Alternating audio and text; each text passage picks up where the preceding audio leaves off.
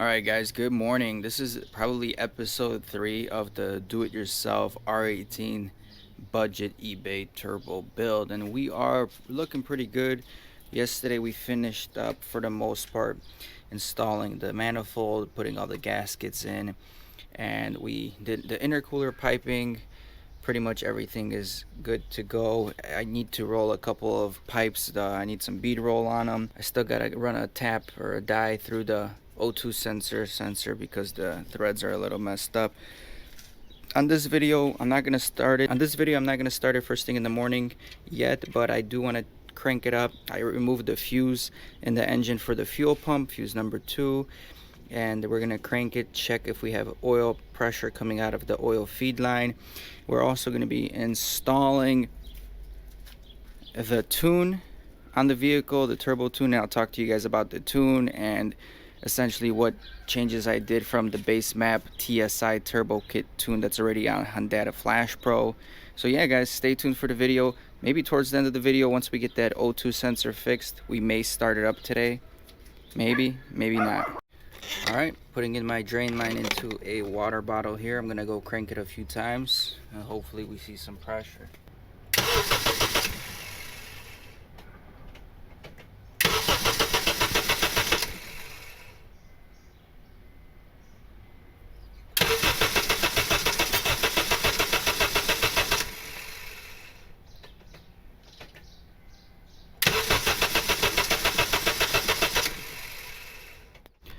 Well, that's interesting. I got nothing, absolutely nothing coming out of the line, and I've cranked it a few times. So, doesn't look like there's any leaks off the T here. I'll give it a minute, probably try cranking it over some more.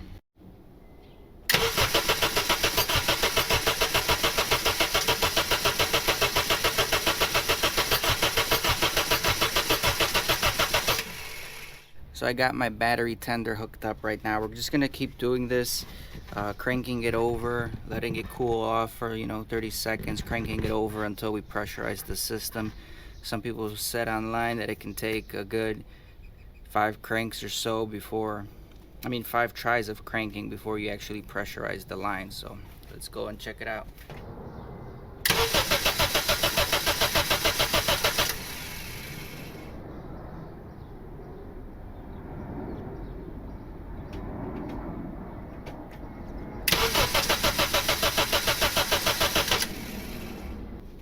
Perfect. Well, I guess third time's the charm. And check it out.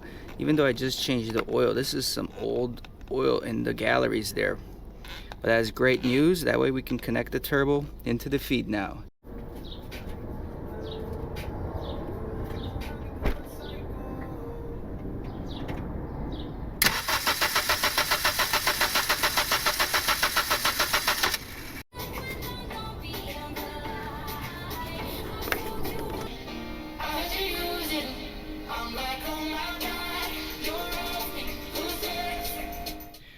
Alright guys, I just finished uploading the turbo base map here, and essentially I'm going to show you guys what calibration I am using. Alright, so we're on the R18 section, and essentially I chose this one, the TSI turbo kit with 410cc injectors. And once I got the tune, I obviously had to adjust a few things. First of all, I'm not running 410cc injectors, I'm running 310cc's. So we end up changing that. We end up changing the dead times as well. Now, I did a few other things on this base map that pretty much are safety things, and I'll tell you what I did right here. I got everything listed. Again, changed it to 310, changed the dead times, changed the overrun to 10 milliseconds more.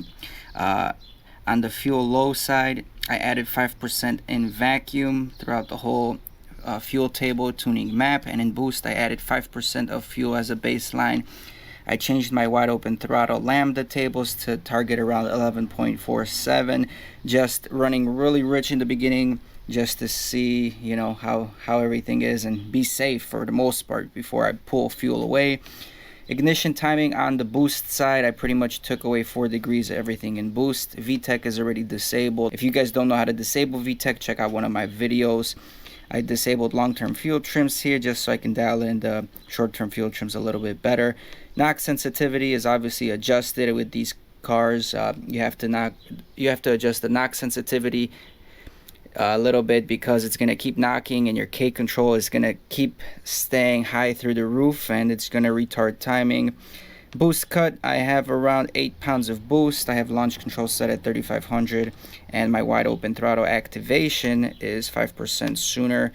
And that's going to be the base start for this this turbo build. Like I said, I just uploaded it. I put the antifreeze in. I'm still going to have to purge the antifreeze system. Again, I might start it up right now and run it without this just so I can see if everything is sealed and not leaking. So I think that's going to be the next step because I still got to wait all day to get the other things figured out. So I think we're going to start it up, boys. Alright guys, I kind of just mocked up the O2 sensor right now. It's not fully tightened at all, but hopefully she starts and she runs, and this is it. This is the moment we've been waiting for.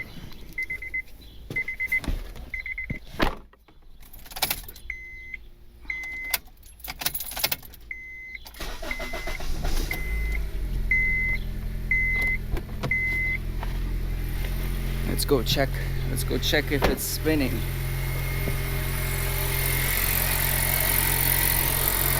Oh, she's spinning all right.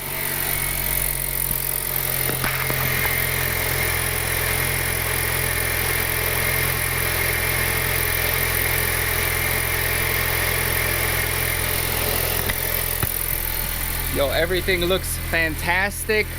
Pretty quiet. You hear a little ticking only, but that might be the exhaust leak.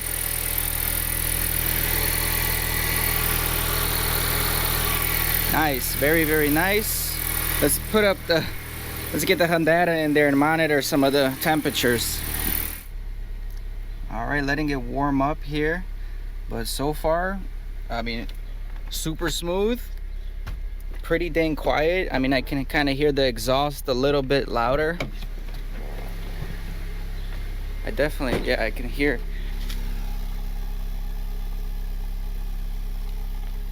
I can hear that being a little bit louder, but RPMs are smooth. Everything is steady. Nice and quiet here. Some smoke coming off of everything. Remember the high temp paint is here.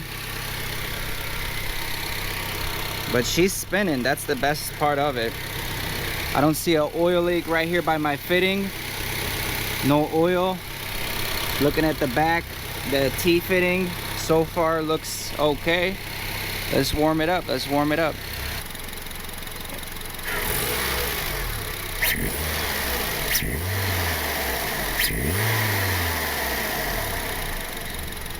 All right, guys. Initial impressions are very, very good. We just had it idling for about 20 minutes. The fans actually did turn on after 205 degrees, just like I said on my tune. Everything looks pretty good. Sounds super, super quiet. Let me show you guys something. The exhaust, whatever we did, it works super quiet. The only thing that's leaking is the oil drain line right over here. You guys can see that line, that fitting. It's not even the line, it's the fitting that's leaking. And you can see a bunch of oil right over here. So what I'm gonna do, I'm gonna let it cool off, take the drain hose off, and I'm just gonna screw it in a couple more times, and hopefully it works. Thank you Super Clean for the sponsorship. Definitely comes in handy right now.